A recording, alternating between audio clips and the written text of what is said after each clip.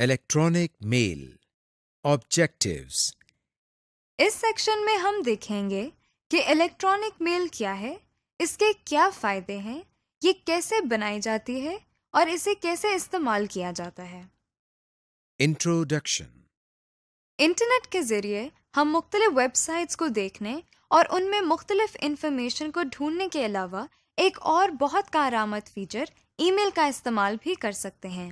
قدیم وقتوں میں اور آج بھی لوگ ایک دوسرے سے رابطہ رکھنے کے لیے کاغذ پر لکھے خطوط کا سہارا لیتے ہیں۔ اس طریقے سے خطوط ایک لیٹر باکس سے کلیکٹ کر کے پوسٹ آفس تک پہنچائے جاتے ہیں اور وہاں سے دیے گئے ایڈریس تک ڈیلیور کیے جاتے ہیں۔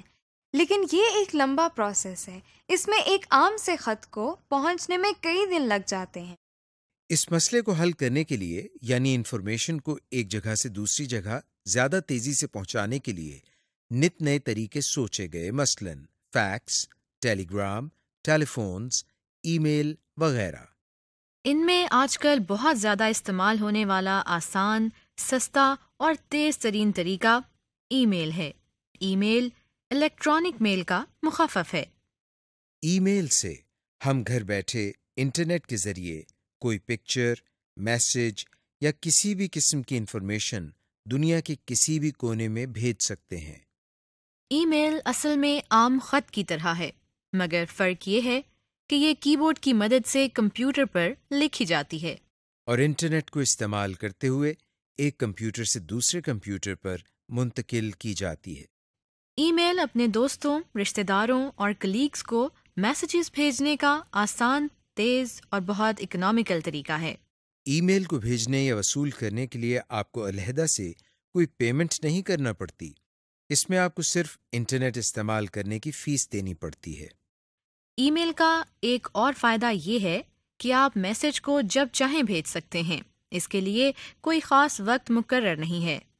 یعنی اس کے لیے یہ ضروری نہیں ہے کہ جس کمپیوٹر کو آپ میل بھیج رہے ہیں وہ آن ہو، اگر دوسرا کمپیوٹر آف بھی ہے تو بھی آپ کا میسج دوسرے کمپیوٹر کے میل باکس میں سیو ہو جائے گا۔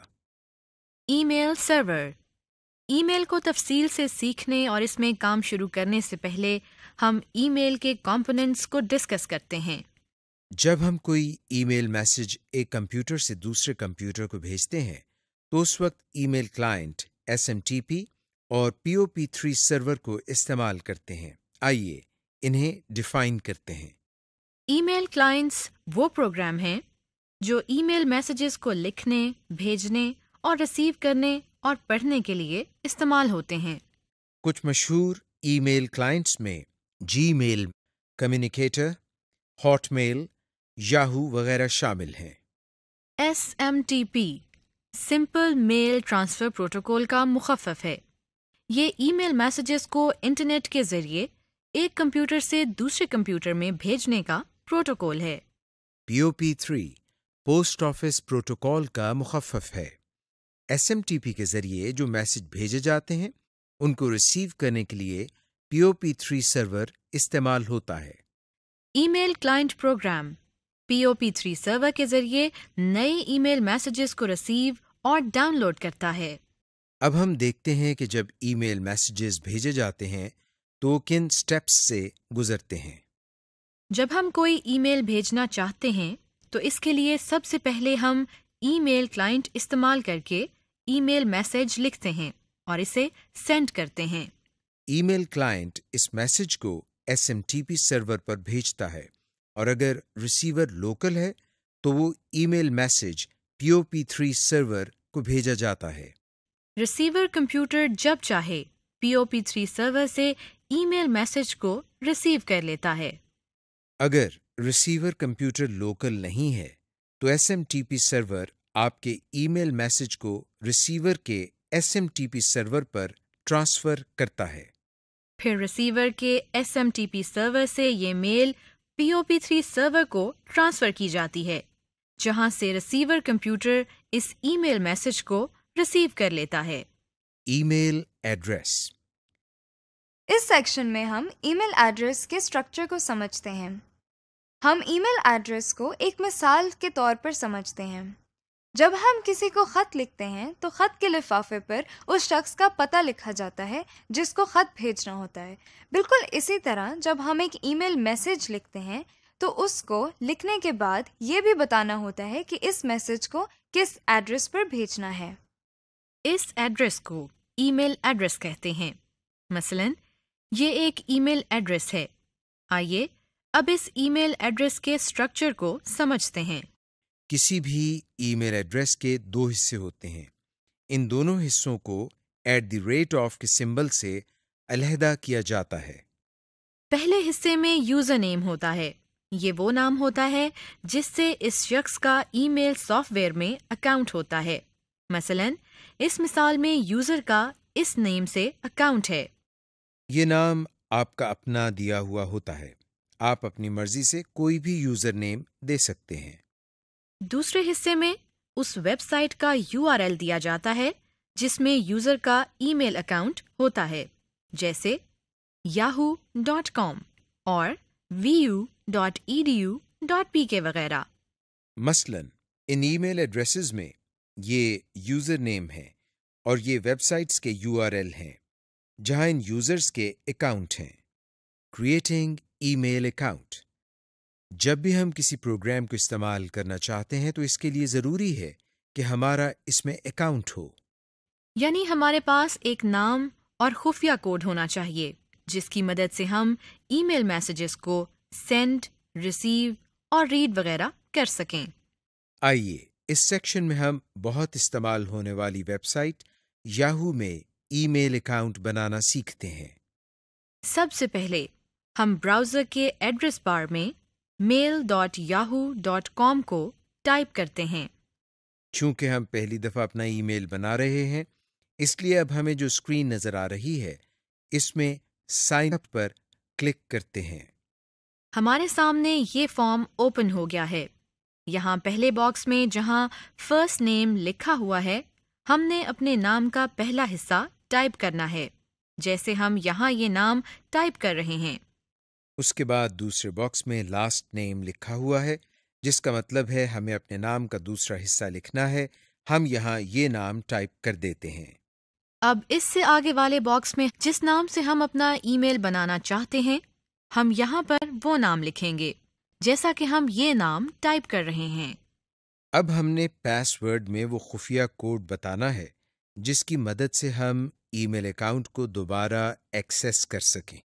جو پاس ورڈ ہم یہاں لکھ رہے ہیں اسے اپنی یاد دہانی کے لیے کہیں نوٹ کر لینا چاہیے، ورنہ اگر بھول گئے تو ای میل کو ایکسیس کرنا بہت مشکل ہو جائے گا۔ اس کے بعد یہاں اس باکس میں وہ ہمیں اپنا موبائل نمبر بتانا ہے۔ یہ اس لیے ضروری ہے کہ اگر اپنا پاس ورڈ بھول جاتے ہیں تو آپ کے موبائل نمبر کے ذریعے ضروری معلومات مثلاً کوڈ وغیرہ دی جا سکیں۔ یہاں سے اس ایرو پر ہم کلک کر کے اپنے ملک یعنی پاکستان کو سلیکٹ کرتے ہیں۔ اس طرح کنٹری کوڈ لکھا ہوا آ گیا ہے۔ اس کے بعد آپ اپنا موبائل نمبر ٹائپ کریں۔ ہم یہاں ایک فرضی نمبر ٹائپ کرتے ہیں۔ اگلی معلومات تاریخ پیدائش کی ہیں۔ ہم یہاں سے پیدائش کا مہینہ، دن اور سال منتخب کرتے ہیں جیسا کہ آپ دیکھ رہے ہیں۔ اس کے بعد یہاں سے ہم فی الحال جینڈر کے حوالے سے میل کو سلیکٹ کرتے ہیں۔ آخر میں ہم کنٹینیو پر کلک کرتے ہیں جس کا مطلب ہے کہ ہماری یہ تمام انفارمیشن ڈیٹا بیس میں سٹور ہو جائیں۔ اس طرح ہمارا ای میل یاہو کی ویب سائٹ پر بن گیا ہے۔ اب جب بھی ہم یاہو میل پر ای میلز وغیرہ کو چیک کریں گے تو اس کے لیے پہلے mail.yahoo.com کی ویب سائٹ کو اوپن کریں گے۔ ہمارے سامنے پھر وہی شروع والی اسکرین آ گئی ہے۔